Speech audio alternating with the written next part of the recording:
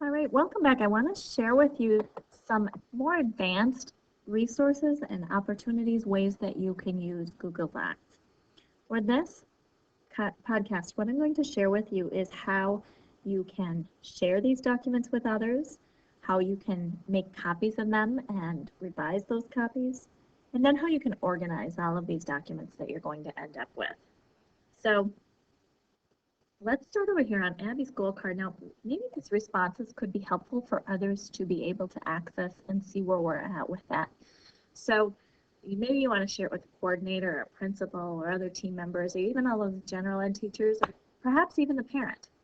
So to do that, what you're going to do is you're going to go on to Abby's goal card responses, and you'll notice that an X automatically appears over here. You can go ahead and go right here and click share, but I also think I want to share the actual goal card itself. So I'm going to go ahead, right click, click share, and enter somebody else in. This is another email account that I have that I don't use, but it's handy for this type of activity.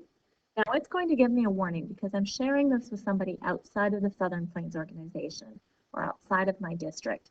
And that's okay with me, so I'll go ahead and click yes. And click done. And now you can see this is shared and this is shared. You can always go back in if you wanted to. And let's say somebody didn't work with the district anymore and you wanted to revise somebody on that list, you can just right click on this or just click on this little arrow over here on the X on the right hand side. Go ahead and click on that and then that would delete them. I want to leave them in here because we might use that for something else. All right. Now, that was a really great goal card, and we like that. And I want to just revise it slightly for another student. So what I'm going to do is I'm going to go in here, and I'm going to right-click on this one. Now, it doesn't show up. I have learned I have to scroll way down, have this kind of to the top of the screen, and then right-click. And then down at the bottom, I will see make a copy. Go ahead and click on make a copy. Now this takes a little bit for this to show up. It doesn't show up right away, so be patient.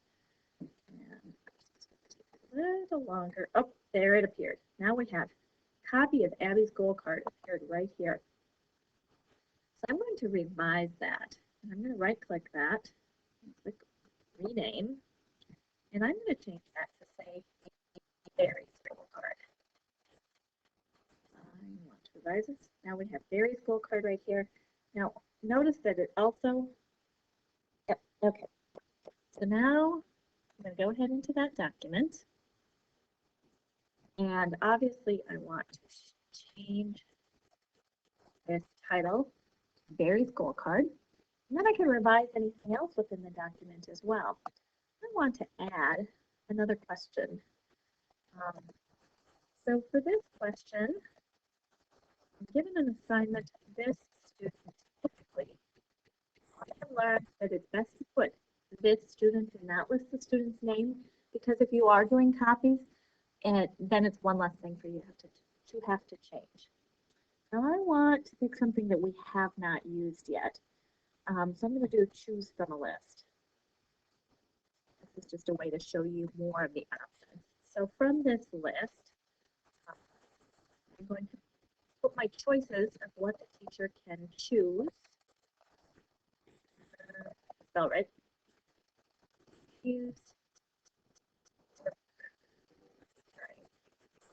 work time. And then for my second choice, I'm going to say will begin to work. Hires easily. Thank you for your patience as I type these out. Some prompting to begin. And will not start on the assignment. All right. I'll go ahead and click done. We've now added a question. If you want to see how that appears, go ahead and click on the View Live Form. And here you can see that the teacher is very clear they have to select one of those. There's one version we have not used yet, and that is the checkbox. Then you could do something similar where you would list the options and they can pick whichever ones apply. Otherwise, we've hit most of the question types. Oh, we haven't hit one. This one's kind of handy to include in a lot of them. Is comments. If you select paragraph text, then you can see they have a little longer section to reply in. Now, really the student planner is not an issue for Barry. So I'm going to go over here. I'm going to click delete on the right-hand side, click on the little trash can, and then you can see the planner question disappeared. Now, maybe you also want to revise a question. This appropriate interaction question is okay, but I need to revise it. Generally, students interact with peers and adults and clarifies a little bit about how we're asking for, not just today, but generally. How does that student reply? So we've made some revisions to this by adding some questions, taking some questions away. I'll do one more view live form so you can see how that appears for Barry. And we've now revised the form. Now, I'm going to go back, but now we are starting to get a fairly long list, and this could start to become very junky looking and hard to find items. So maybe you may want to create some folders. Again, over here on the left in red, you can click on Create, and I'm going to click Folder for school cards. And I want to move Abby's goal card right into goal cards. And I'm also going to move Barry's goal card. I'm going to click on it. I can drag it over here to the left, or I also can drag it up to the top. This folder, and the goal cards appear there. Now, maybe your responses you may not want to have. In order to keep this folder nice and neat, you may want to have another folder for responses. That folder.